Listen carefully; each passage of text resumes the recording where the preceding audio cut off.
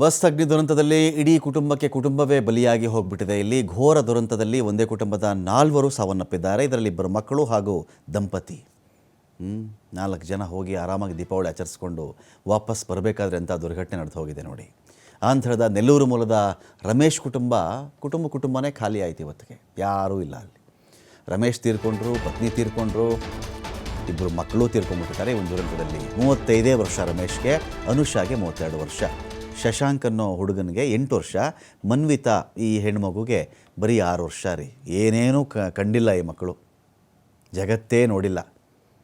8 ವರ್ಷ 6 ವರ್ಷ ಆಡ್ಕೊಂಡು ಖುಷಿಯಾಗಿದ್ದಂಥ ಮಕ್ಕಳು ದೀಪಾವಳಿ ಚೆನ್ನಾಗಿ ಸೆಲೆಬ್ರೇಟ್ ಮಾಡ್ಕೊಂಡು ಬಂದಿರ್ತಾರೆ. ಕುಟುಂಬನೇ ಇವತ್ತಿಗೆ ಯಾರೂ ಇಲ್ಲ. ಬೆಂಗಳೂರಲ್ಲಿ ಇದ್ದರು ಇವರೆಲ್ಲರೂ ಕೂಡ. ನೆಲ್ಲೂರು ಮೂಲದ ಕುಟುಂಬ ಇದು. ನೆಲ್ಲೂರಿನ ವಿಂಜಾಮೂರು ಮಂಡಲದ ಗೊಲ್ಲವಾರಿ ಪಾಲೆಂನ ರಮೇಶ್ ಅವ್ರು ಇಲ್ಲಿ ಬಂದು ಜೀವನ ಮಾಡ್ತಾಯಿದ್ರು. ನೋಡಿದ್ರೆ ಇಂಥ ದುರಂತ 4ಕ್ಕೆ 4 ಜನನ ಆಹುತಿ ತಗೊಂಡ್ಬಿಡ್ತು.